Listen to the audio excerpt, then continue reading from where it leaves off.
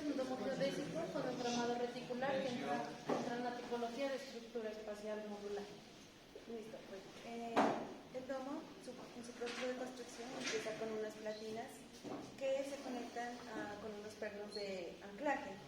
Estos se conectan, bueno, es importante decir que tenemos dos figuras geométricas, un hexágono y un pentágono.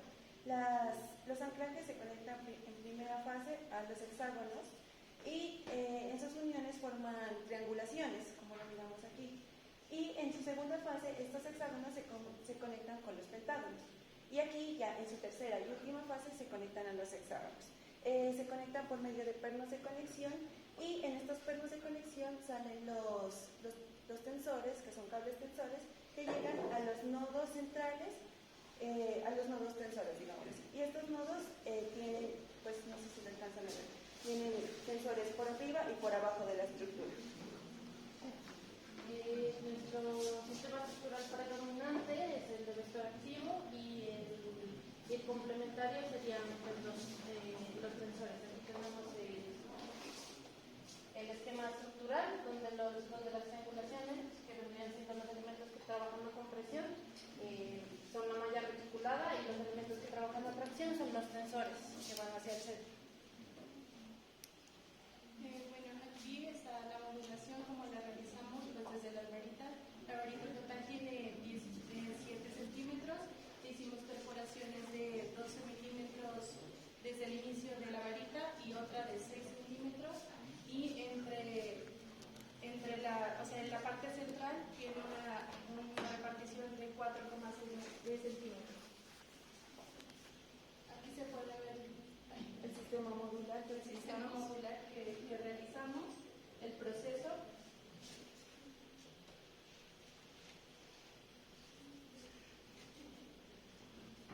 Aquí hicimos la prueba de peso donde aguantó. Este es el primer filtro en el cual pues, le colocamos un computador de 2,2 kilogramos.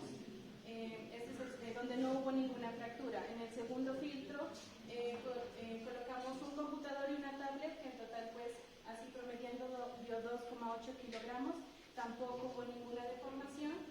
En la tercera usamos 2 computadores y una tablet. En esa ya pues hubo una deformación pero no muy leve.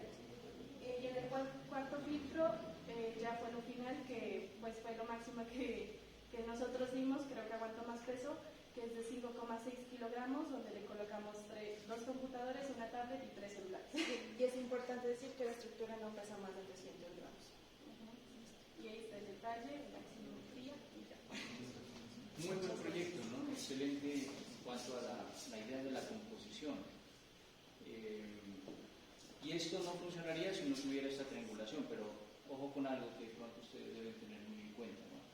Cuando se ejercen cargas en un elemento como estos, que tiene una forma geodésica, hay elementos que se van a, digámoslo coloquialmente, se van a apretar mientras que otros se van a aflojar.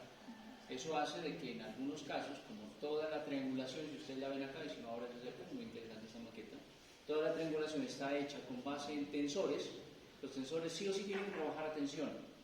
Y en el momento en que yo coloque una carga y algún elemento de eso se deforme, puede ser que un cable no trabaje a tensión, sino a compresión, cosa que no va a funcionar, ¿no es cierto? Y al trabajar a compresión simplemente el cable pierde rigidez, ¿cierto?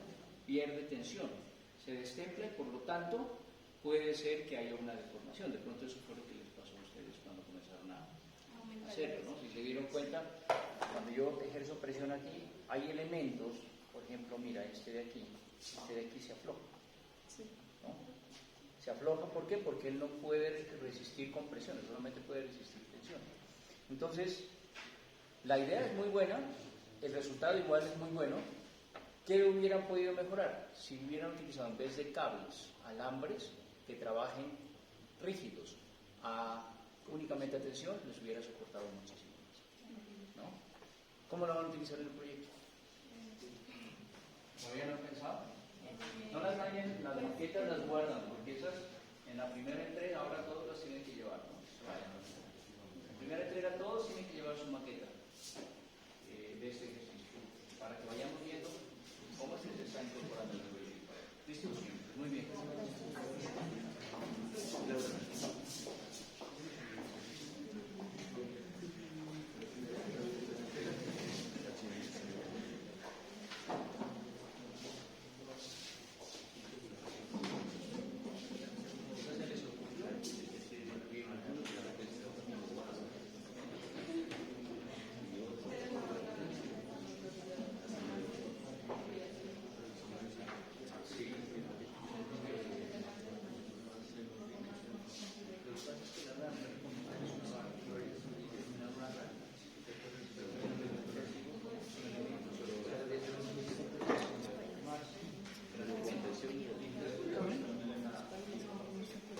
fue un puente con dos sistemas estructurales. El primero, sección activa, que es este arco que trabaja con presión, allá podemos ver las cargas, y el sistema que le complementamos con un sistema de sensores que trabajan la tracción. Aquí podemos ver dónde íbamos a colocar las cargas y cómo esos sensores iban a trabajar la tracción. Aquí tenemos una imagen del fallo que después la vamos a ver en donde falló la maqueta, porque nosotros sí se nos destruyó. Aquí la justificación de los materiales, usamos el MDF, que en teoría sería el acero, los hilos, que son el sistema estructural complementario, que serían los cables tensores, los palillos, que también trabajarían como acero, que sirven para distribuir las cargas entre las dos secciones activas. Y el anclaje fue con pegamento. Bueno, respecto al análisis del comportamiento, nosotros hicimos una prueba de cargas progresivas, donde primero incorporamos a la base sobre donde se sostiene con los hilos. Pusimos celulares que daban un peso total de 550 gramos. Después lo fuimos aumentando progresivamente, pero no había cambios significativos, hasta que colocamos 10 kilos, donde los sensores ya tuvieron una rigidez bastante fuerte. Después le fuimos progresando así sucesivamente, hasta que al final le pusimos una carga de 15 kilogramos, donde se sostenía, pero al momento como la base no era tan sólida, donde sostuvimos los pesos, tuvo un movimiento horizontal, donde se desestabilizó y por lo tanto falló en la parte donde mostraba mi compañero, donde era la unión entre el puente, donde la base del puente y el arco, que falló, y pues ya por eso la maqueta pues no la tuvimos porque se destruyó. Pues como propuesta para mejorar el sistema sería hacer la base del puente, donde se une con el arco, de una manera más, o sea, algo más rígido, más que tenga algo que se sostenga para sostener la motor. Mejorar el anclaje. Vamos a primera vez. Bueno, bien interesante todo lo que ellos descargaron, ¿no? Pero ustedes tienen un error en el concepto inicial, porque esto no es sección activa. Los arcos, ¿qué son? Formativos. Los arcos siempre son formativos, más en este caso donde el arco siempre va a trabajar a compresión. Ahí está trabajando estrictamente con presión. Y el tablero que ustedes armaron allí, por cómo lo armaron, sí puede ser una sección activa, está hecha con más de un elemento rígido, ¿no? Aunque al final le colocaron la plataforma, que es una superficie. Pero pues de reforma. Sí, el error de ustedes en dónde estuvo, en que estos elementos tienen que estar empotrados. Ahí estuvo la falta. ¿Sí? ¿Por qué? Porque las cargas, estas cargas que ustedes están dibujando acá y acá lo tienen. Al final estas cargas se transfieren como una componente de un vector de fuerza diagonal que tiende a desplazar este apoyo. Y si este no se mantiene rígido, entonces la carga no puede transmitirse al terreno, sino que se va a ir en diagonal abriendo la estructura. Para la próxima tienen que anclarlos, empotrarlos muy bien para que la estructura se soporte. Si hubiera soportado mucho más, claro, sí, no hubiera sido bueno, ¿no? Y lo mismo, ¿cómo lo van a involucrar en su proyecto? ¿Ya pensaban? Sí, como nuestro proyecto vamos a utilizar como equipamiento y estamos al lado del INEM, podemos usarlo como una especie de conexión entre el equipamiento. De hecho ya está aquí, ¿no? Claro, Ya existe frente al INEM un puente peatonal. Bueno, listo. Muy bien. ¿Quién sigue, por favor, de allá? Un grupo de ustedes.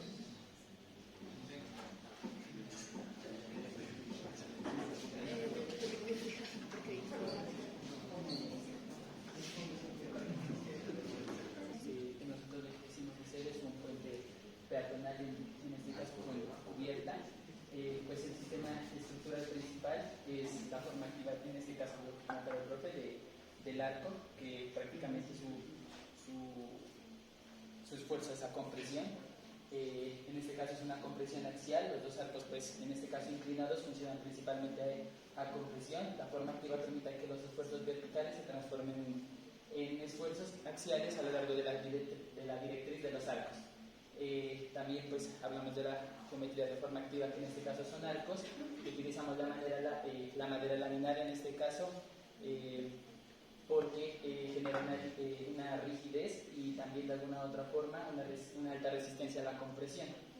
También manejamos lo que es la superficie activa y la sección activa en lo que es la elaboración del puente como tal, ya que la manera laminada generaría la superficie activa, pero también en la parte de abajo podemos encontrar la sección activa, que utilizamos pues digamos formas rígidas para mayor soporte. Pues en este caso también pues hablamos de los tensores que pues trabajan como vector activo, y estos pues transmiten, digamos, los esfuerzos del tablero hacia los tensores hacia los arcos y los arcos hacia los estribos, en este caso que están a los extremos del puente. Aquí podemos encontrar el diagrama de cargas y encontramos la flexión, en este caso del tablero que experimenta, principalmente la tracción de los tensores, que es tracción pura, y la compresión del arco, que hace los esfuerzos y el empuje hacia los cimientos y hacia el centro. Esta es unas fotografías del proceso del montaje en la vida real. Nos inspiramos en un puente que encontramos, pero este puente carecía de una cubierta. Lo que nosotros hicimos fue crearle una cubierta también con sección activa, que podemos verla aquí, y pues está ayudada pues, de estos elementos junto con los arcos que podemos encontrar. Y este es el proceso de cimentación en pollos, donde se crean los estribos para que puedan soportar a través de los extremos las cargas. Luego, esta manera de construirse se hace a través de los arcos primeramente, y ya luego se hace el montaje en los tableros, los sensores y posteriormente a la cubierta. Sí, y bueno, entonces finalmente ya con lo de las maquetas, haciendo los ensayos, encontramos de que la parte de arriba, solo cubiertas, pusimos 2 computadores más un bolso, lo que viene siendo prácticamente casi 1,5 kilos más o menos, en solo la cubierta, y también hicimos un ensayo en torno a esta parte, en la cual alcanzamos sin problema los 6 kilos, y llegamos hasta un punto en donde alcanzaron 10 kilos y solo llegaron a tensarse mucho más los tensores. Pero no se refleja nada. Sí, exacto, y no se refleja. ¿Listo? Similar a la anterior, ¿no? Arco. Utilizar arco, sección activa, superficie activa. Eso es muy eficiente. Hay varios puentes por acá, ¿no? Y pensando cómo vamos a incorporar todos los puentes en los proyectos. O le hacemos algún ajuste para que la misma idea de lo que tenemos acá funcione pues, dentro de nuestro proyecto, ¿no? Pero muy buen trabajo. Ahí está claro la composición, ¿no? Sistema de forma activa y sistema de sección activa pues, que es parte de la plataforma. Muy bien. Siga.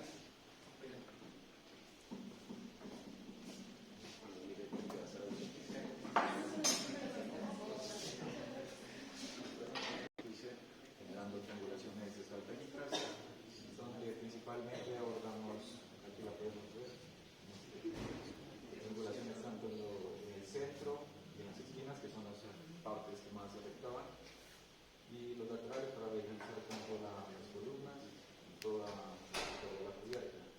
Esto sería por la parte del sector del sistema vector activo, complementado por una cubierta que sería de superficie activa, que en este caso usamos como material la madera contralaminada, que esta vez sería rigidizar más la estructura, porque esta sería conectada en todos los puntos nuevos de la cubierta, y esto pues ayuda a que las cargas viajen en 2 direcciones. También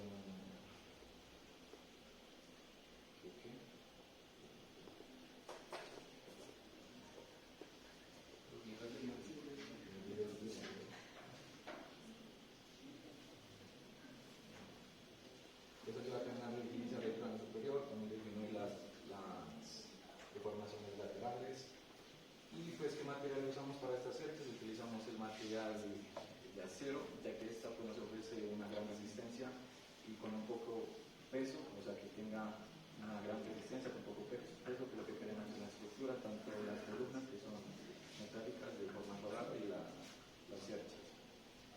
no es lo mismo que la cubierta, que como decía, de madera contralaminada, siempre que sea más liviana y que ayude a agilizar tanto todo el plano. Eso sería por esa parte, y por la otra parte de la unión de los nodos, el que va a la Profesor, pues estos son unos elementos prefabricados que estos se hacen en fábrica y se llevan al lugar para el montaje. Normalmente los nodos se pueden hacer mediante unas placas y se tornillo y se soldan. Y esto se convierte en los nodos que transmiten las fuerzas tanto como de tensión y de compresión.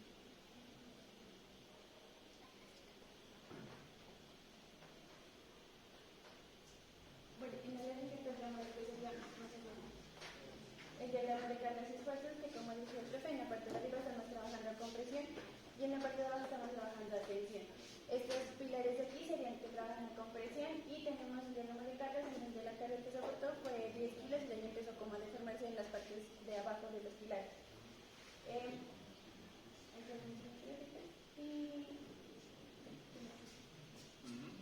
Ahí, ¿dónde está el problema en la estabilidad? Más que todo creo que en la conexión de las columnas con Los pilares. Siempre que haya una cubierta de tipo espacial, la unión con un elemento, con un sistema de forma activa, no va a ser un punto, ¿no? Va a ser una serie de puntos para repartir la carga. Porque acuérdense de una cosa, los sistemas estructurales tridimensionales como estos, ¿no? De retículas espaciales, pues están hechos para cubrir grandes luces, naves industriales. Un ejemplo de eso, los hangares que utiliza Boeing para la construcción de los grandes aviones como el 747 y 787 son precisamente cubiertas de tipo espacial, porque son cubiertas que tienen perfectamente 200 metros, ¿no? Entonces, toda esa carga pues, no la puedo llevar a un solo punto.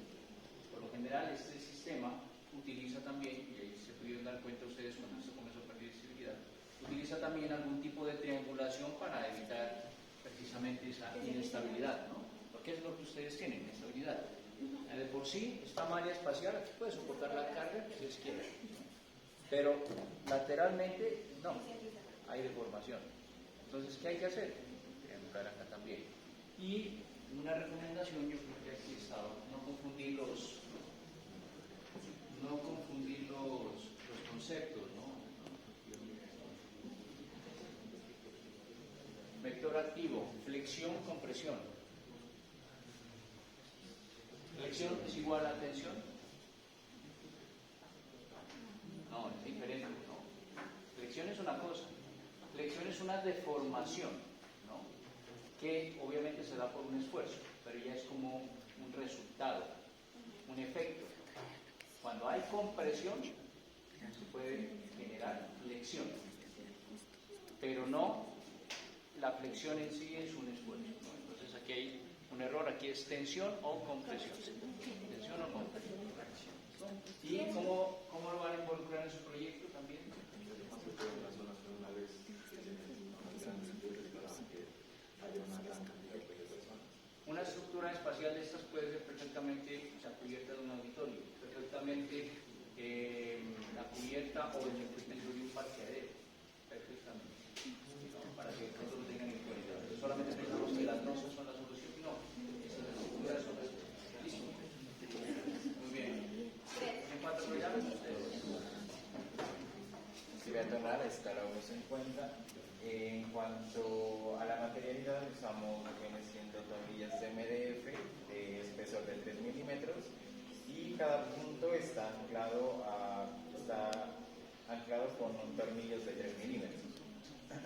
Estamos trabajando lo que viene siendo vector activo principalmente y superficie activa en la zona de los tableros.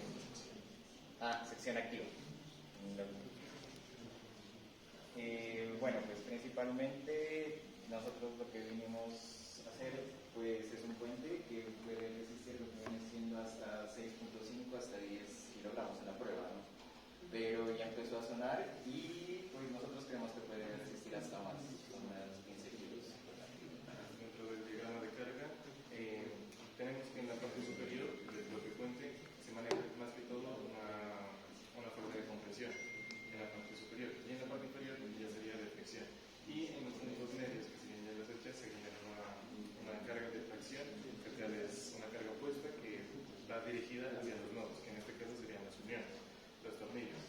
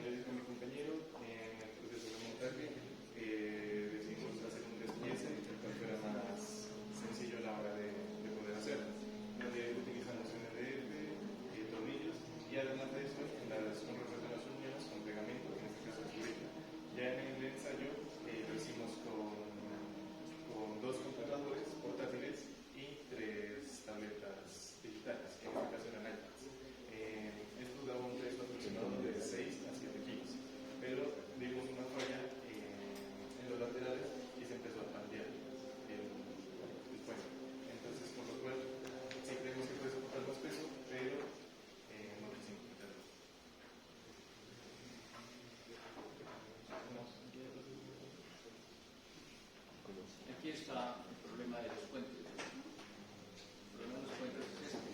En ese sentido no hay ninguna triangulación. ¿No? Entonces, claro, usted le puede poner toda la carga que quiera, pero lateralmente es inestable. ¿No? Llegar a un punto en donde pierda el equilibrio y este elemento fácilmente se pueda dañar. Y la otra cosa es que allí en el diagrama de carga, pues lo apoyaron ustedes en una superficie. Entonces, no. Ahí está resistiendo la mesa la transmisión de las cargas.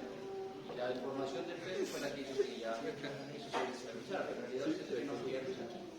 Solamente.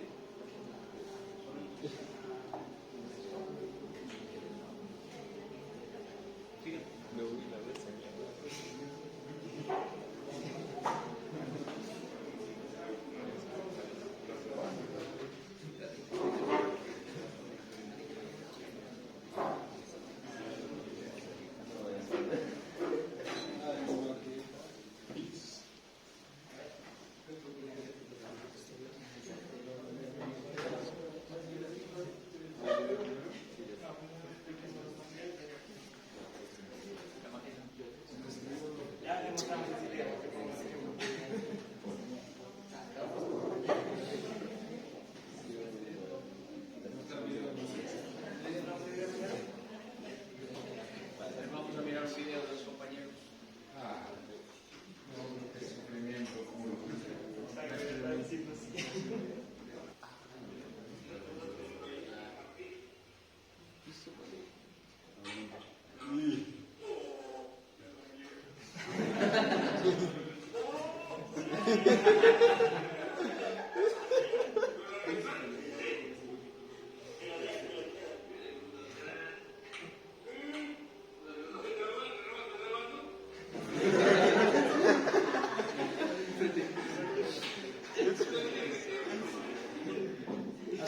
Había maqueta. Pero ¿por qué no? La luz cuando en el momento de. Sí, hay un video más largo. Pon el otro video. No, más atrás. No, el otro. El otro video al lado está abajo. No, el de abajo, el de 2. El más corto.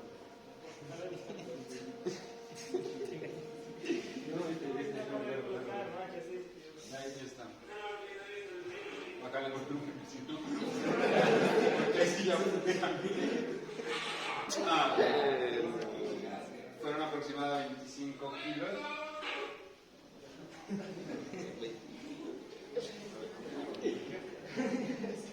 Entonces vamos a llevar el video aquí.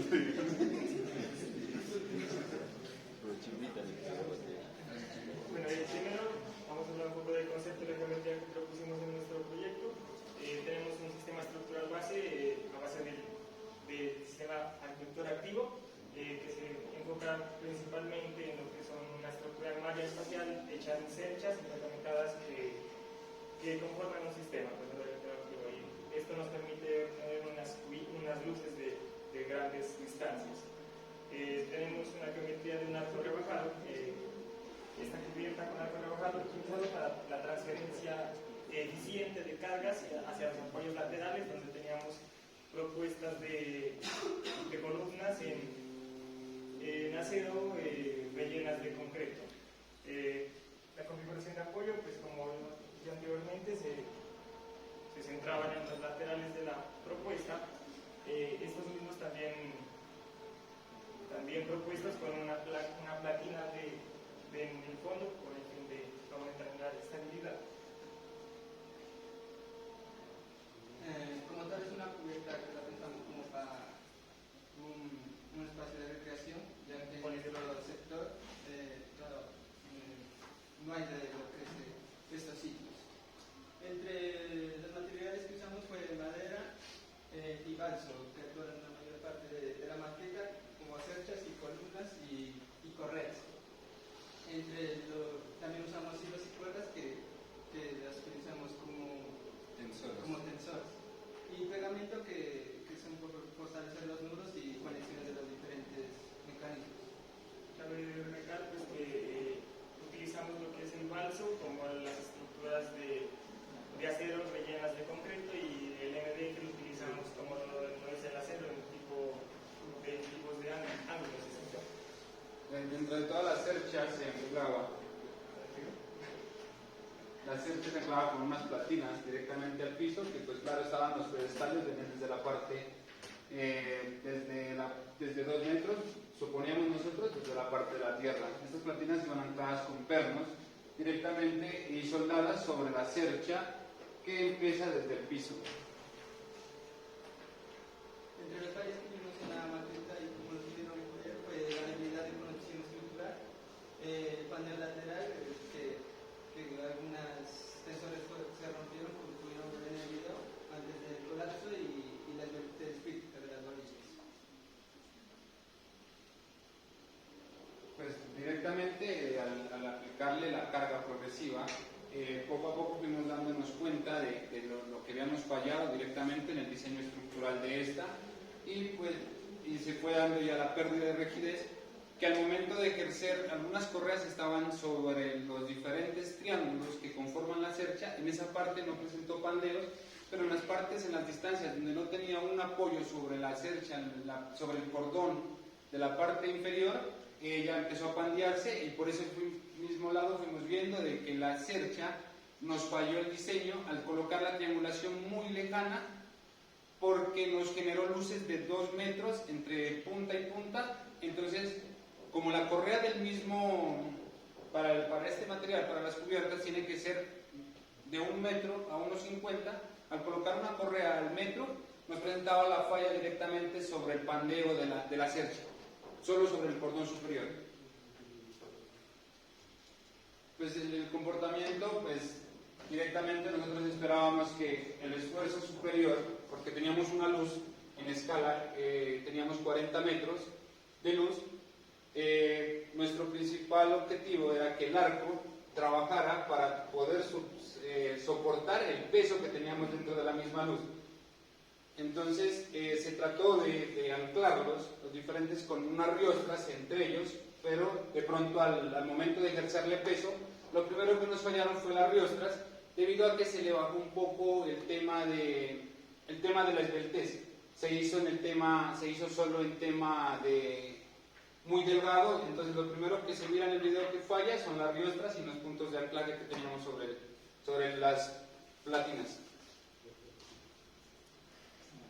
Bueno, a base de este diagnóstico de las principales problemáticas que presentó el diseño estructural, hicimos pues, un tipo de refuerzo, un tipo de propuesta como para las cosas que se deberían mejorar, que entre esas están en refuerzo en los nodos y en las conexiones. El primero está en la adaptación de cartelas de refuerzo estructural, en esta parte, aumentándole un tipo de forma triangular con el fin de aumentar la rigidez a la unión de la platina. Como segundo punto se da un aumento en las hechas de secciones específicas. Como decía mi compañero, que teníamos unas luces demasiado grandes en este sector y en esta zona, lo que se ve en el video, que es uno de los puntos más críticos, donde es el primer punto donde empieza a pandearse, por decir así, la estructura. Y un tercer punto sería el aumento del grosor de las vigas riostras, como mirábamos en el video, que eran estas aquí, que están con la X. Es la primer parte estructural del proyecto en el cual sale disparado, pues como que es el primer punto de falla. Entonces la propuesta sería como aumentar el grosor de estas mismas. Estábamos leyendo también acerca de estas cerchas, de lo que hablaba de las platinas de las cartelas, y vienen sobre esta parte, ¿no? Que son platinas del mismo tamaño de un triángulo para que nos ayuden a soportar estos espacios que tenemos aquí. Otra de las cuestiones fue que como la estructura estaba anclada solo sobre una platina y la platina estaba sobre el piso, no tenía ningún conector sobre el piso, lo primero que hizo fue despegar esta parte y entonces se abrieron todos los puntos de contacto que teníamos sobre el piso. Bueno, comentarios. Una cosa que yo veo que le faltó, y tal vez aquí en esta imagen se ve, ¿no? Y es un arrastramiento transversal. Entonces tenían todas las cerchas paralelas, pero entre ellas, a lo que yo alcancé a ver en la imagen, no había un arrastramiento que las uniera para que les dé estabilidad. Eso también pudo haber sido una parte, ¿no? Lo teníamos con hilos, pero o sea, era ya muy... Lo que pasa es que el hilo usted le responde a tensión, pero llega un momento en donde la estructura se mueve hacia un lado, ya no va a estar en tensión sino en compresión y el cable no le sirve. tan largos, estos elementos que están aquí tan largos, uno los puede solucionar haciendo una división, o sea, se coloca un elemento aquí, eso se llama atirantamiento, de manera que divide una luz tan larga en dos más pequeñas para que no se genere ese pandeo, que es posiblemente lo que pudo haber sucedido en ese momento. Lo otro que les digo, miren, aquí está este vano entre esta cercha y esta cercha, aquí no hay diagonales, no hay diagonales, entonces eso también pudo haber llevado. Más sin embargo, porque es interesante el ejercicio y la explicación que hacen sus compañeros. Uno, porque la estructura, allí se ve, ¿no? ¿En qué escala estaba eso?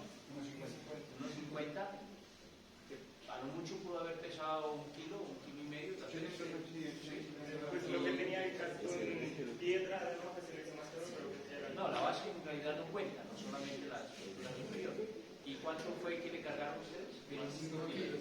25 kilos. O sea, la proporción del peso de la materia constituyente del sistema versus el peso que puede soportar es realmente grande.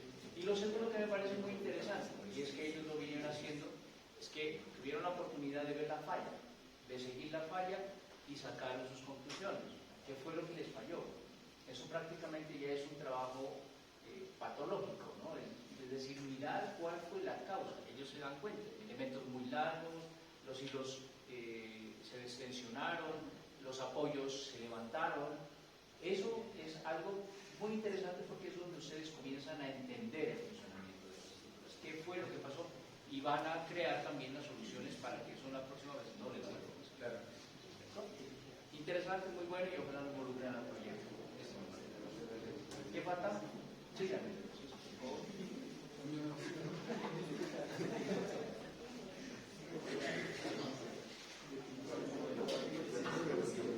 Y eso es muy interesante porque nosotros hablamos acá de compresión, de tensión, de flexión, pero si uno no ve, no entiende. Una diapositiva es muy difícil de ver.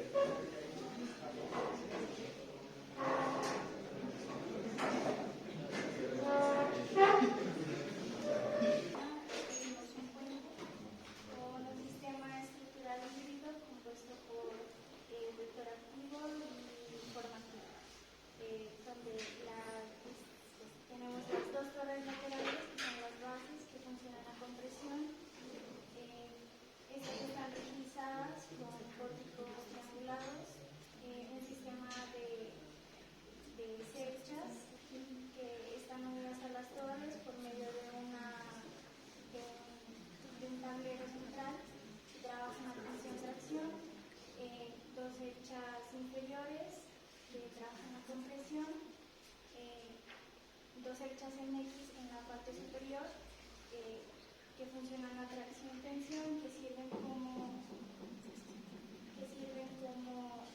rigidizador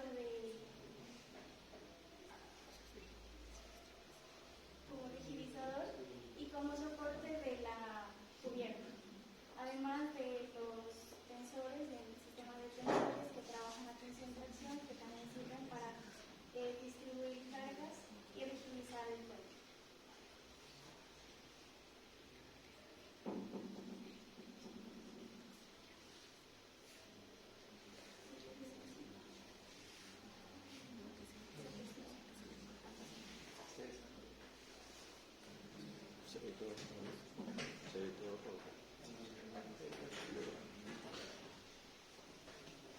En cuanto a los materiales utilizados, predominó la madera por su adecuada relación peso-rigidez, y fue utilizada también para brindar elementos triangulares y que generan alta resistencia a la compresión, al igual que en las torres laterales.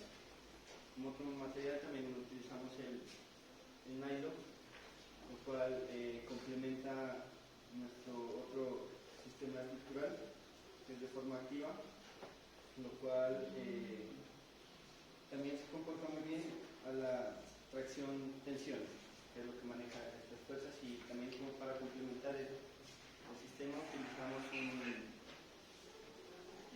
un tipo de cubierta en textil, lo cual aporta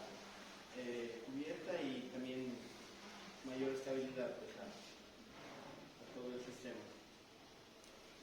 La estructura en la práctica soportó un peso de 5 kilogramos, por lo que estimamos que el peso crítico es de 7 a 8 kilogramos, ya que empezó a presentar deformaciones en la zona del tablero central y en las cercas.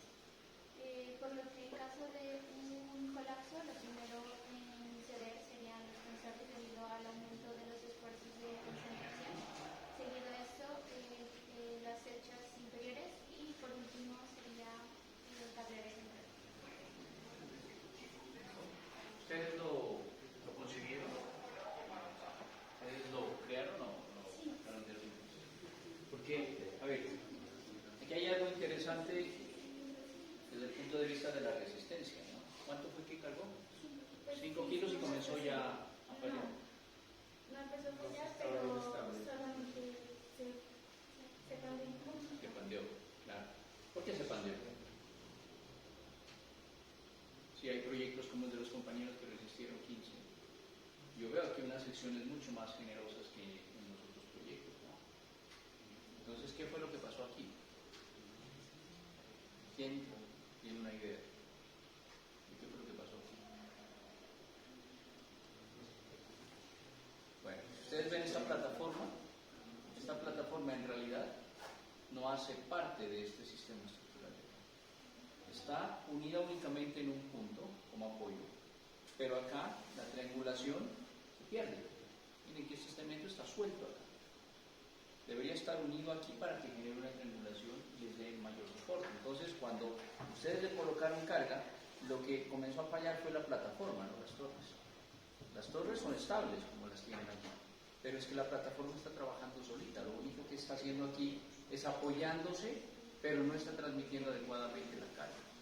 La triangulación de las estructuras es fundamental para que no suceda esto que está aquí. Miren, es que este elemento está suelto. Ustedes lo ven aquí, qué pena lo voy a despegar. Este elemento está suelto. Si yo le quito este elemento, ¿dónde está apoyado el puente? Únicamente en 2 puntos, sin que haya continuidad aquí de la triangulación. Ahí es en donde hay un error y por eso a ustedes les soportó una carga comparativamente menor en proporción a la estructura que la de sus resto de sus compañeros, ¿no? Entonces la forma de apoyo es muy importante para que ustedes tengan buenos resultados, ¿no? Ese es. Ahora, algo bueno de este proyecto que algunos otros estudiantes no tienen es esto, esta diagonalización, ¿no? Tiene aquí. Aunque la miramos por ahí les hizo falta a muchos. Esto ayuda a equilibrar el sistema, claro. Esto se llama pie de apoyo. Y cuando hay mucha carga, lo que va a pasar es que este elemento comienza a deflectarse, ¿no? Es decir, sufre deflexión por compresión. Pero se puede solucionar aumentando la sección de estos elementos. ¿Aquí falta? Sí.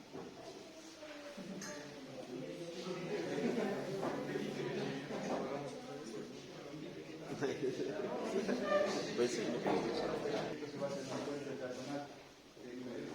El sistema de estructura predominante corresponde al arco biarticulado, que es un sistema deformativa, el cual al aplicar cargas verticales transforma las cargas en compresión axial y dirige las cargas horizontales hacia los apoyos. Y un sistema secundario, que son el sistema de vector activo, que trabaja principalmente de tracción y garantiza la estabilidad geométrica. Bueno, tenemos el puente peatonal arqueado, justamente tenemos apoyos biarticulados en los extremos, lo cual ayuda a responder a los empujes horizontales que generan arco al tender a abrirse.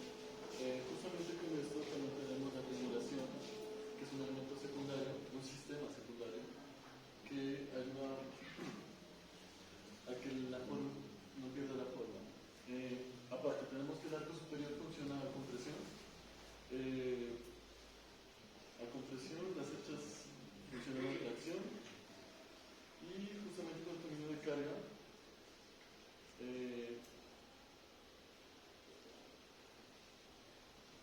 tenemos que el arco, al tender cargas cargas verticales y la brecha. Y lo que ayuda es que disipa las regulaciones, esto hacia los extremos, a la vez que las diagonales en la parte de las bases ayudan a soportar esto.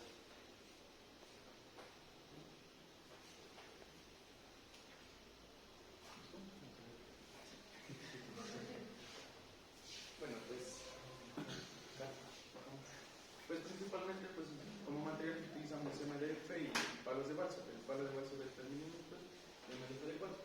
Dentro pues ese es el proceso que se realizó, la generación pues podría decirse del puente en la adelante. Pues principalmente pues la prueba del peso la realizamos sin los estribos.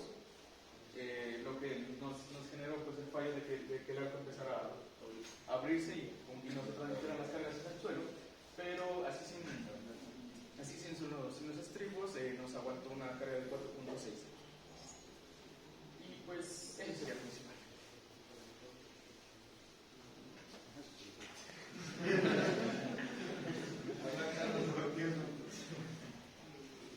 Bueno, esta me parece bien interesante, está bien desarrollado en la totalidad. En el esquema, ¿no puedes devolver el esquema de cargas que tenía anteriormente? En el esquema de cargas únicamente hay un error, ¿no? Esto es porque es una plataforma. Si hay una plataforma, aquí va a haber carga. Si hay carga, ¿qué va a hacer esta plataforma? Tiende a bajar. Por lo tanto, todos estos elementos de aquí, todas estas diagonales, van a estar sometidas a tensión principal. Ya parecía que estaba en ese derrame.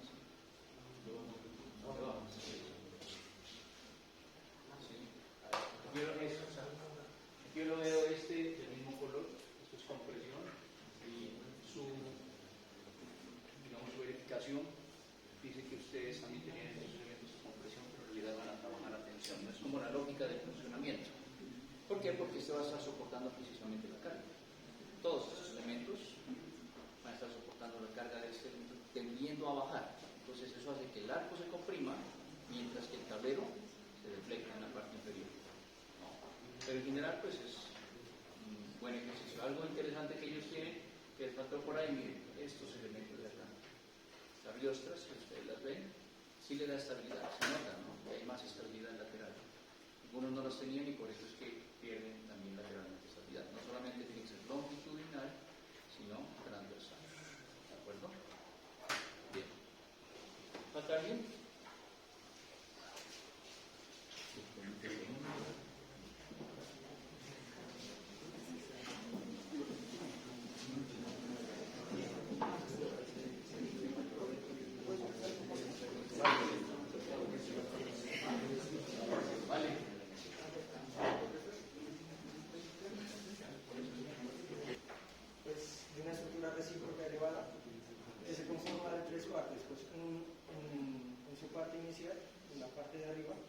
estaría un sistema recíproco de sección activa de anillos autocortantes, los cuales les van haciendo las cargas progresivamente de arriba hacia abajo y generando la carga generando la carga hacia el elemento vertical, que sería los 4 apoyos de ahí que son unos elementos agrupados.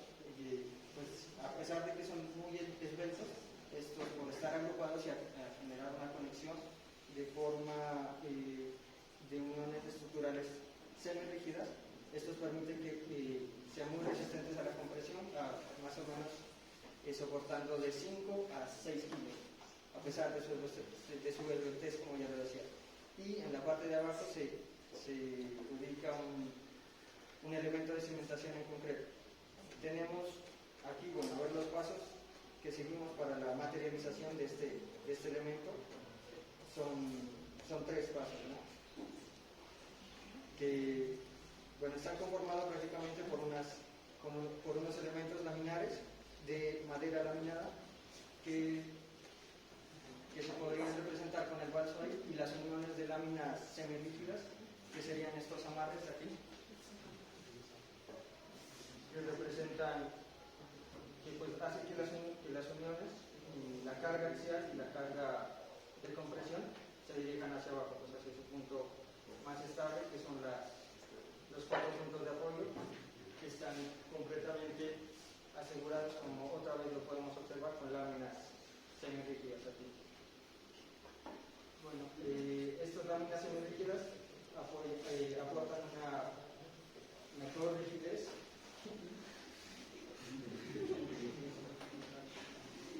y ayudan frente al pandeo. Pues. De igual manera, al ser una estructura muy esbelta, no presenta mayor pandeo, ¿no? A pesar de su altura. Esta maqueta es hasta una escala de 1.50, donde esta altura representa 5 metros y podemos manejar luces aproximadamente de unos 10 metros. Esta estructura la podemos utilizar para puentes puentes livianos para flujos de peatones prácticamente, y para cubiertas aligeradas o livianas. El inconveniente que pude observar al realizar esta maqueta es que, como lo podemos ver aquí, no presenta un anillo tensor que nos permitiría aquí generar una mayor rigidez en este punto en donde las cargas se comportan a compresión. Y pues aquí podemos observar que, a pesar de que se muestra esbelta, soportó una carga aproximadamente de unos 4 kilos. Aquí podemos ver también que, o sea, a pesar de ser un elemento estructural, también puede funcionar de una forma decorativa, ¿no? para la composición arquitectónica.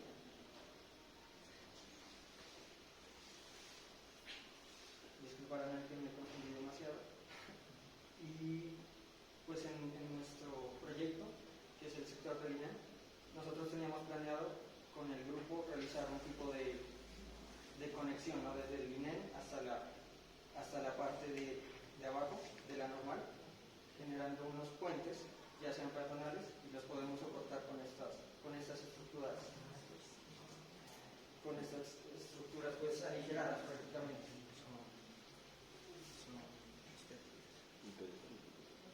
¿Algo más?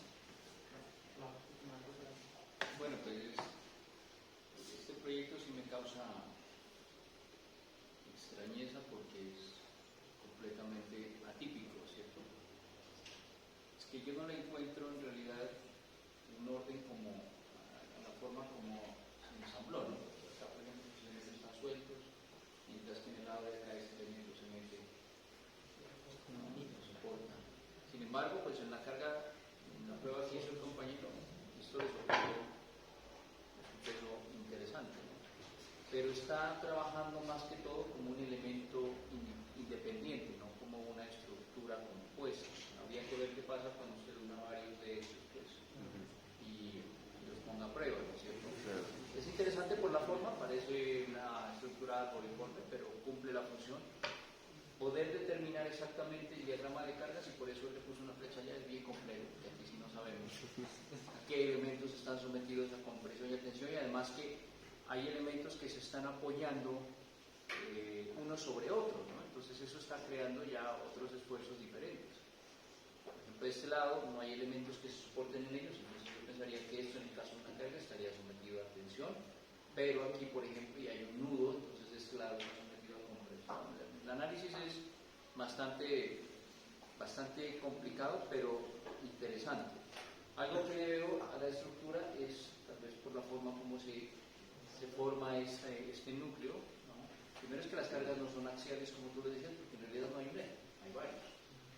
Entonces bajarán como una descomposición vectorial más no axial. Y la otra situación es que esto pues genera una estructura que de por sí sola es inestable ante rotación, ¿no?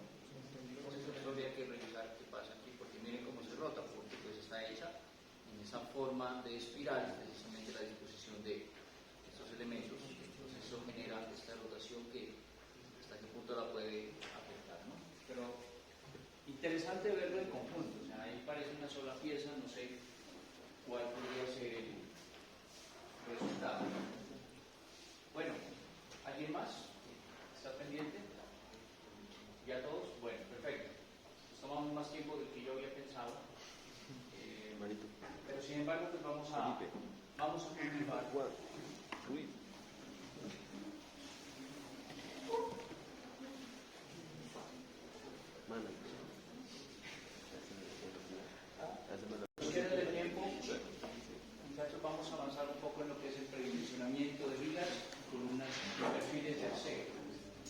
algo que lo vamos a aplicar de todas maneras en nuestro proyecto. Quienes vayan a trabajar con acero van a tener posibilidades de poder aplicar precisamente un predimensionamiento. Para esto vamos a ver 3 métodos, desde los más sencillos hasta el más, digamos, un poco complejo, que en realidad no es que sea complejo. Yo sé que a ustedes no les gustan las fórmulas, pero si le ponemos atención acá hay fórmulas relativamente muy sencillas de aplicar y que nos permiten entender cómo podemos llegar a una optimización principalmente de perfiles. ¿Por qué se predimensiona una estructura? Ese predimensionamiento es una etapa preliminar al diseño estructural. No quiere decir que lo que ustedes van a hacer ahora, lo que vamos a hacer de pronto entre esta clase y la próxima, sea definitivo. No, lo que vamos a tratar de hacer es acercarnos a la realidad, ¿no? En todos casos, un predimensionamiento es eso. Y ustedes como arquitectos no están obligados, ni tampoco el alcance de su conocimiento llega para poder diseñar. Diseñar ya es hacer totalmente eficiente una sección ante cualquier tipo de solicitación. Lo que ustedes están haciendo es acercándose a lo que podría ser un diseño definitivo para que no haya después cambios sustanciales a la hora de proponer un proyecto, ¿no? Es estimar esas dimensiones iniciales que a ustedes les permite primero evaluar la viabilidad estructural del proyecto. Miren, hay muchos proyectos en los que a ustedes les va a tocar presupuestar antes de siquiera haber tenido un contrato de diseño, porque lastimosamente eso es una práctica en la profesión, ¿no? Le dicen, usted dígame cuánto puede costar arquitecto, pues si vemos si lo contrato o no lo contrato para el proyecto. Entonces, ¿cómo hace uno para poder presupuestar si no sabe qué secciones le van a tocar? Entonces, eso les va a ayudar a ustedes a evaluar precisamente la viabilidad de su proyecto, desde todo punto de vista, tanto arquitectónico, estructural, pues preliminarmente, pero principalmente desde el punto de vista financiero, desde el punto de vista económico, ¿no? Definir alturas libres, luces y modulación también. ¿Por qué? Porque si a mí me da en un perfil específico que yo escogí una altura muy grande, voy a decir, bueno, esa luz que yo estoy trabajando es muy grande, voy a tener que reducirla, o hasta dónde la puedo ampliar también, ¿no? Y no reemplaza el diseño estructural de ninguna manera, ¿no? Eso es otra cosa. Ya optimizar secciones es algo que lo hace únicamente el diseño estructural. ¿Por qué? Porque ustedes se van a dar cuenta que acá vamos a comenzar nosotros por un procedimiento muy sencillo que es netamente visual primero, y después uno que va a tener en cuenta unas cargas que ustedes ya conocen, ¿no es cierto? Ustedes me dijeron, ya hemos visto cargas, saben trabajar áreas aferentes, ¿no es cierto?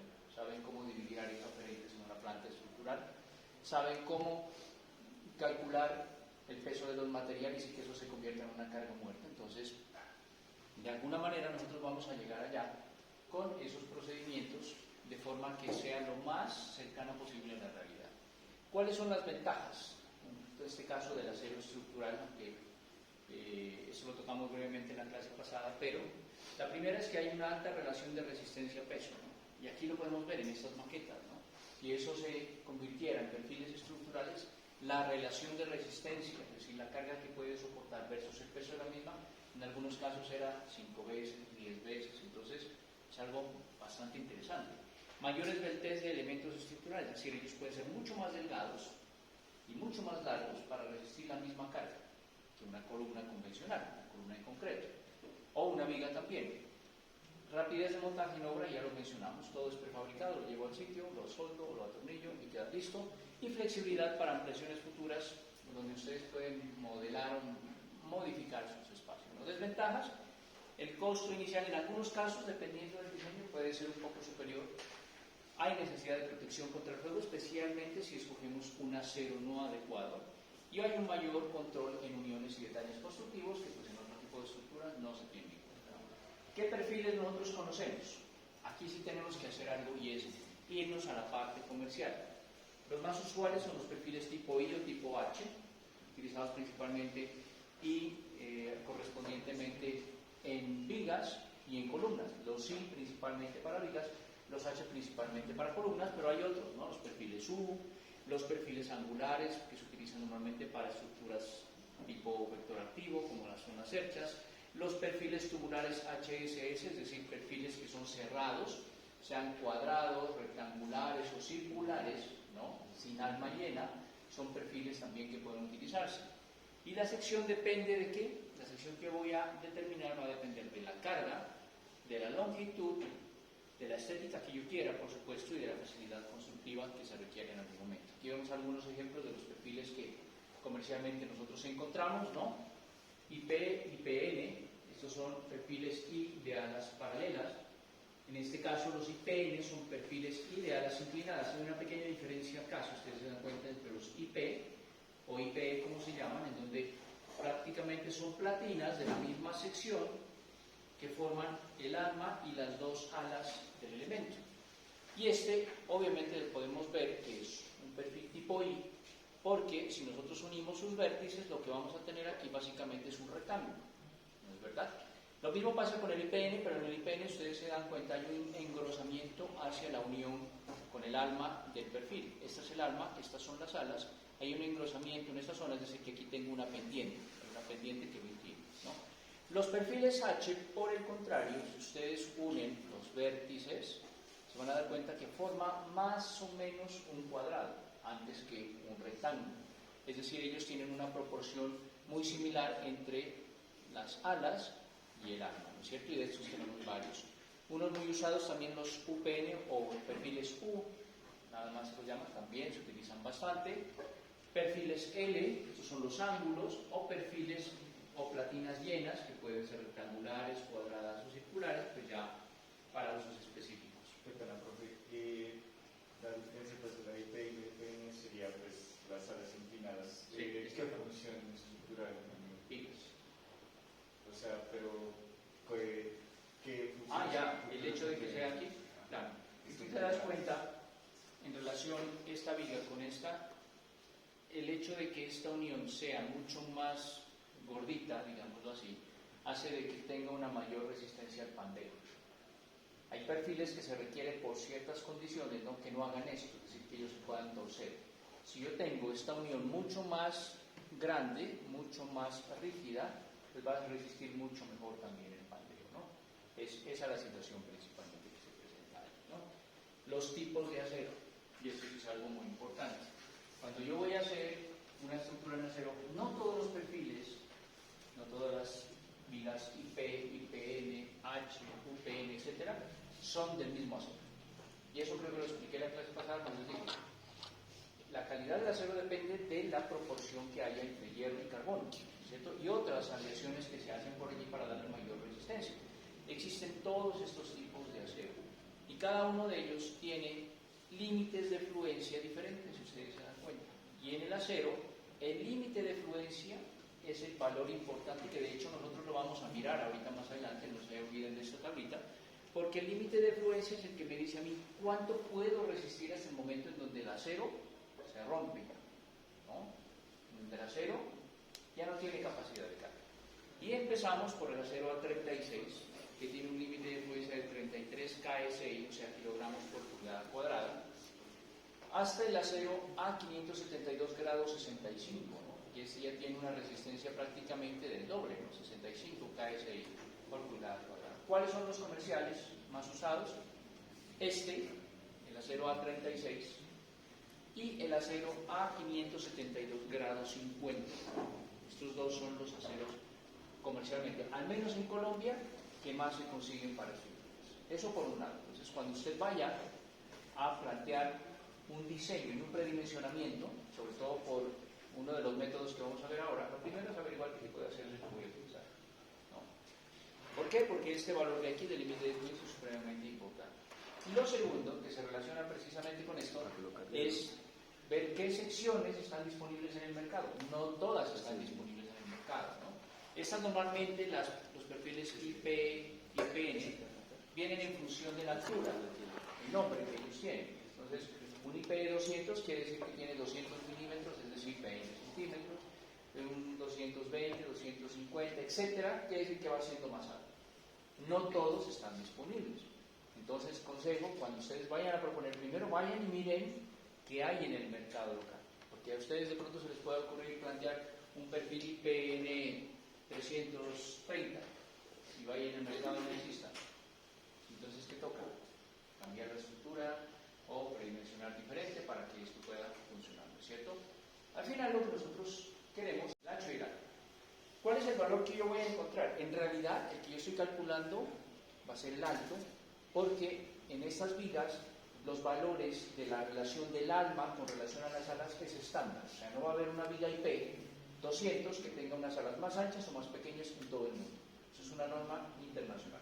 Una viga IP 200 tiene 200 milímetros de alto y un ala de 100 milímetros en todo el mundo. Y eso no va a cambiar, ¿no es cierto?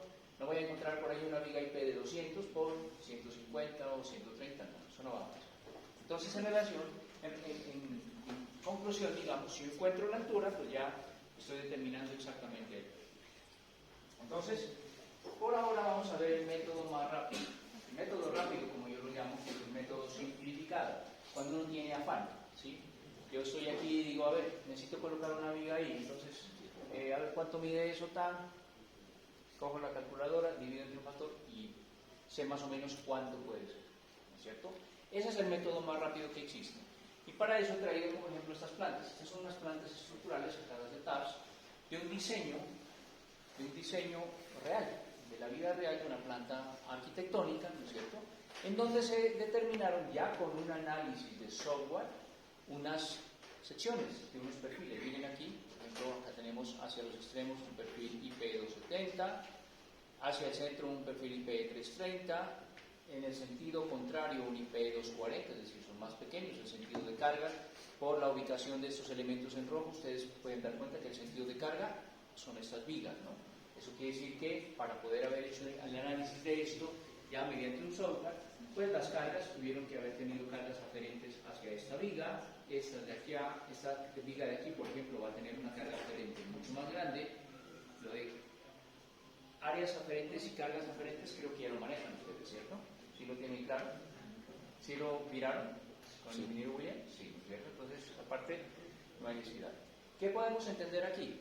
Que esta viga, pues por supuesto, por área aferente va a tener una carga aferente menor, mientras que esta amarilla de aquí, por área aferente, va a tener una carga aferente mucho mayor que la de acá, prácticamente el doble. Eso obliga a que los perfiles, al final, y esto ya es la optimización, tengan valores diferentes teniendo la misma luz. Entonces, ¿qué es lo que hacemos en el procedimiento simplificado? Simplemente dividir la luz entre un valor.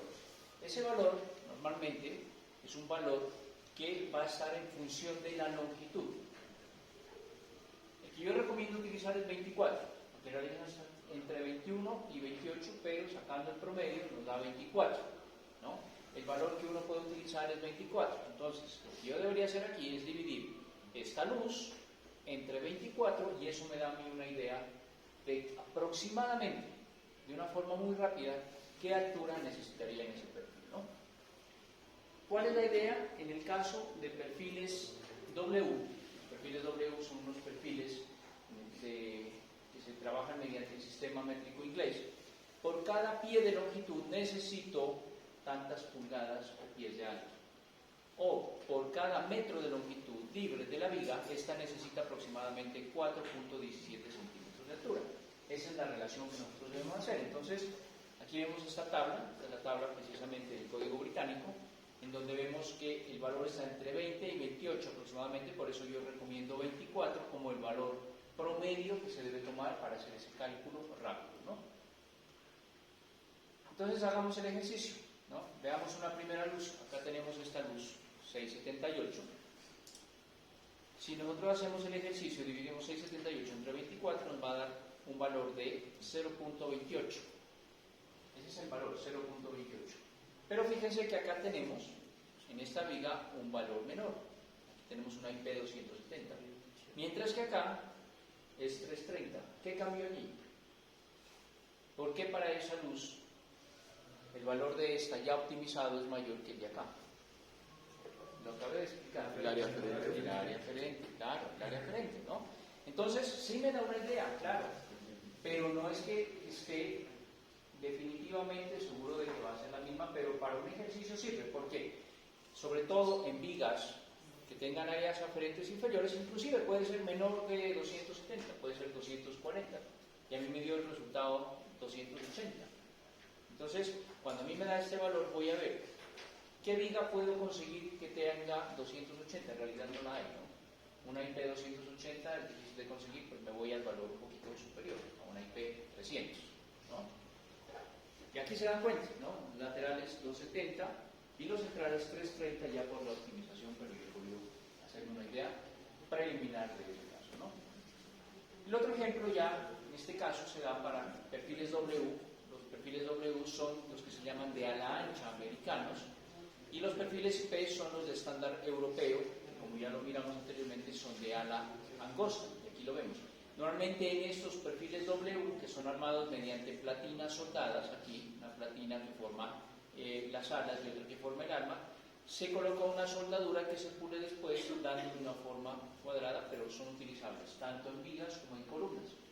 Los perfiles W trabajan las unidades en pies o en pulgadas, así lo vamos a encontrar nosotros en el comercio, ¿no? De tantas libras pie, tantas pulgadas comercialmente. Mientras que los perfiles IP sí son en milímetros en el sistema americano, que nosotros normalmente usamos mucho más, ¿no? Entonces, aquí vemos otro ejemplo, en el sentido contrario, una viga riostra de este mismo sistema tiene 4.66 metros. Si hago el mismo ejercicio, divido 4.66 entre 24, me da 0.19. ¿Qué perfiles estamos utilizando allí? Ahí estamos utilizando precisamente, ¿no?, perfiles, como ustedes los ven acá, que son 240, es decir, estoy cerca más o menos del valor real que ellos deben tener, ¿no? Este es el método, pues, más rápido, como les digo, porque uno lo saca de apuro rapidito, ¿no?, para hacer un cálculo estimativo. Si a usted le preguntan después en obra, arquitecto, necesito colocar una viga aquí, ¿cuánto puede ser el valor?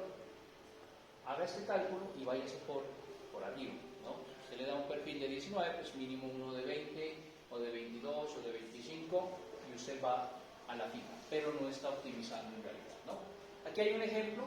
Este es un plano, lastimosamente por el video no se ve muy claro, es un plano de AutoCAD.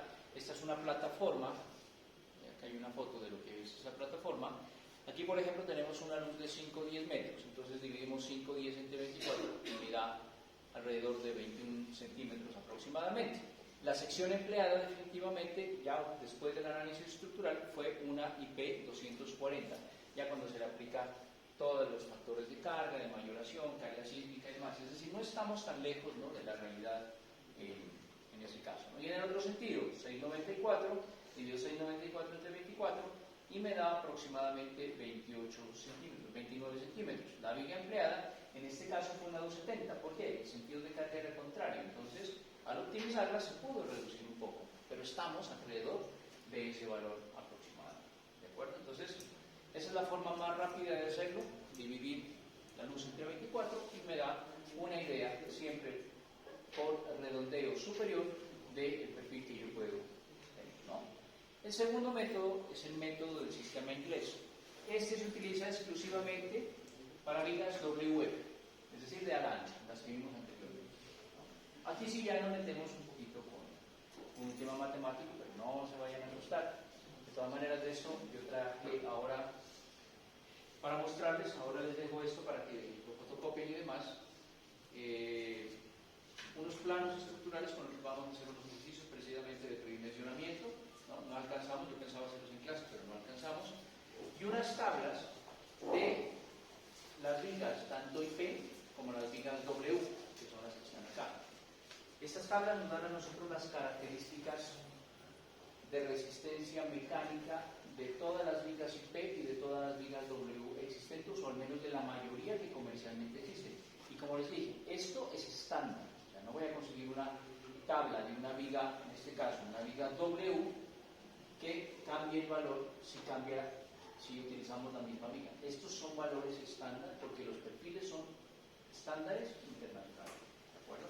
Entonces estas son las tablas que nosotros vamos a utilizar para poder hacer ese predimensionamiento. Entonces este únicamente para vigas W. ¿Por qué de vigas W? Resulta que las vigas W tienen un arma más pequeña, más delgada en relación a las vigas IP. Y por ende son un poco más económicas. En el mercado ahora se han comercializado de una manera bastante importante las vigas W, son más baratas por la misma razón. Una viga W vale aproximadamente un 70% de lo que vale una viga IP. Entonces, en construcción, claro que me conviene ese 30% de diferencia, porque pues es algo que yo, garantizando una buena resistencia de mi sistema estructural, me estoy ahorrando un presupuesto importante, ¿no es cierto? Para esto, vamos a utilizar una formulita muy sencilla, ¿no? O dos, la que ustedes quieran, dependiendo de qué, del tipo de acero. ¿Se acuerdan los tipos de acero? Que les mostré en la tablita anteriormente, les dije, ténganlo en cuenta. Bien. Para un acero con un FY de 36 KSI, voy a utilizar la siguiente fórmula, W, en donde W es el peso por unidad de longitud, porque así es como las voy a encontrar, ¿no? En libras pie, va a ser igual a 5 por M. ¿Qué es M? El momento último. Entonces aquí ya nos hizo falta el análisis de cargas, porque ¿cómo calculo el momento en una viga? ¿Se acuerdan cómo calcularlo? ¿O no? Con el lado aferente, ¿no? El lado aferente. Sí, pero hay una fórmula para calcular el momento en una viga, ¿no? Una viga simplemente apoyada. Eso les explicó el ingeniero Williams. Porque si no, no podemos hacer el cálculo de la carga lineal. Era 1.2 D por 1.6. No, esa es la mayoración de cargas. Es otra cosa diferente, ¿no? Bueno, ojalá lo vayamos entendiendo y si no, pues me dicen para poco a poco retomar conceptos que yo tengo entendido, ustedes ya conocen, ¿no? Y para un acero de 50 KSI, es decir, de mayor resistencia, este puede ser un acero A36, mientras que este puede ser un acero A572, la fórmula cambia un poquito, 3.5 por M dividido entre D, donde W es el peso por unidad de longitud, este es el valor que yo voy a encontrar aquí, el W es el que me va a decir qué viga es la que yo necesito. El M es el momento último que lo tengo que calcular con base en el análisis de cargas de mi proyecto. Y D es el perante de la viga que yo lo voy a asumir, o sea, la altura que yo voy a asumir, ¿no? En los perfiles de W se permite eso, ¿no? Pues ahí están los dos valores dependiendo del tipo de acero. Un ejemplo, tenemos esa viga. Y en esa viga, que tiene 30 pies de longitud y una carga lineal de 1400 libras por pie, ¿cómo llegué a esta carga? Esto puede ser en libras por pie, puede ser en toneladas por metro, puede ser en kilogramos por centímetro, ¿no? Si ustedes están más cómodos con alguna unidad específica, simplemente hay que convertirla, ¿no? Hay tablitas ahí que lo pueden convertir o multiplican simplemente, pero como acá estamos hablando de perfiles W, lo más conveniente es trasladar pues a pies o a libras las unidades, porque así es el resultado y así están las tablas, la combinación de este tipo de elementos. Entonces, la pregunta es, ¿cómo llego aquí? ¿La carga viva más la carga muerta? Correcto, sí, pero ¿cómo sé que esta viga tiene 1400? ¿Por qué no 1100? ¿Por qué no 1200? O sea, ¿a qué me refiero con la pregunta? ¿De dónde yo obtuve este dato? Del peso por longitud, por unidad de longitud.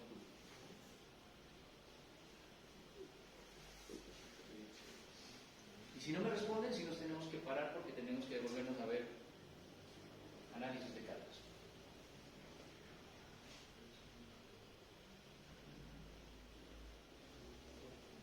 ¿Ni idea? Entonces, si esto no tiene claro,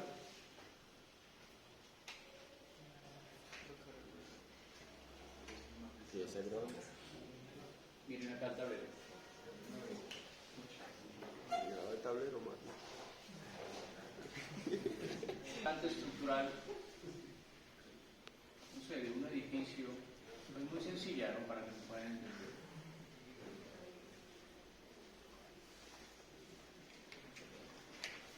Y aquí voy a tener yo ubicadas mis columnas.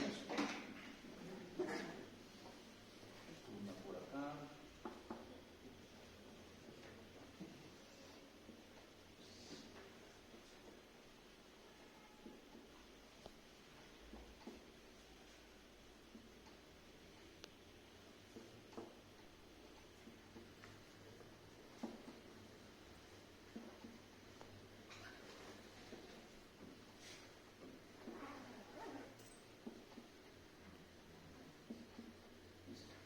sí se entiende, ¿no es cierto?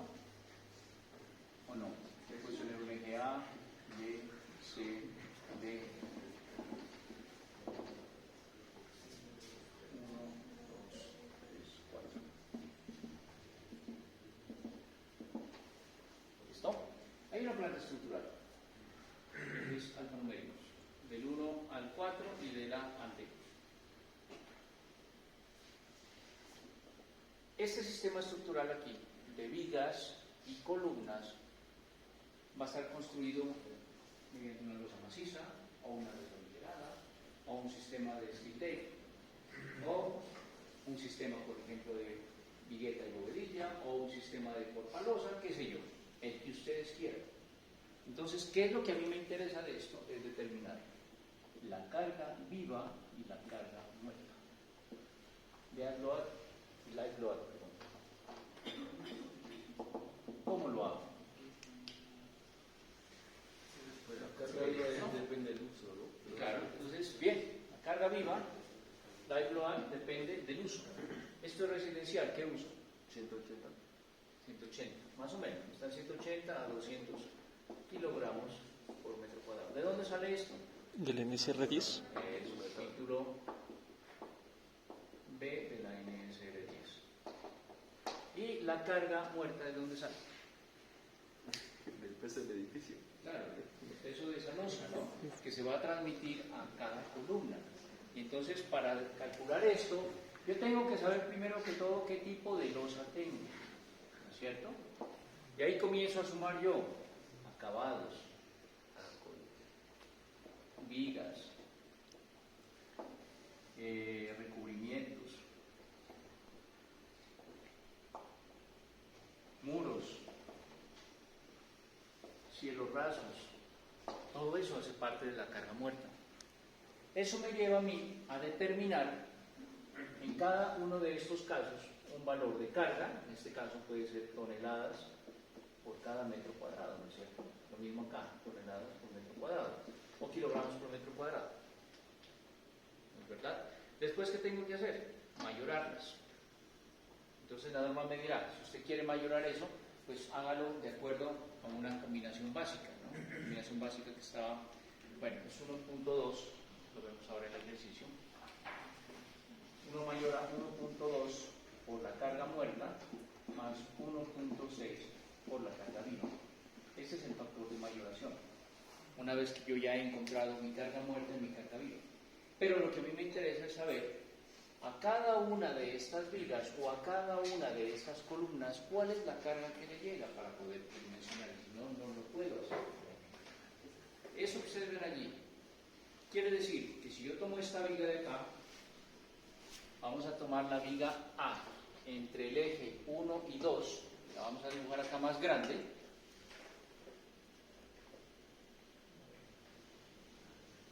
Acá está el eje 1, acá está el eje 2. A esa viga A le corresponde una carga lineal. Aquí está. Una carga lineal distribuida. ¿Cómo llego a esa carga? Que en este caso son 1400 libras por pie. Ahí es en donde entra el concepto de áreas aferentes, correcto. ¿Sí les explicó el ingeniero bien esto? Sí. Entonces nos vamos a concentrar en esta viga. Esta viga A, entre el eje 1 y 2, tiene esta carga y esta área. De esta área, yo sé que por metro cuadrado de carga muerta hay tanto y de carga viva hay tanto. Entonces, yo multiplico los metros cuadrados que tiene esta porción de losa por la carga por metro cuadrado, ¿en qué unidades me va a quedar la carga? Metro. Ese, para hacerles un resumen rápido de cómo yo llego a ese valor. Eso es muy importante. Y esto ya lo saben hacer y lo van a tener que hacer en el ejercicio. Bueno, entonces, acabó el tiempo. Les voy a pedir un favor. Revisen esto de análisis de cargas, revisen lo de áreas aferentes en sus cuadernos para que podamos hacer el ejercicio la próxima clase.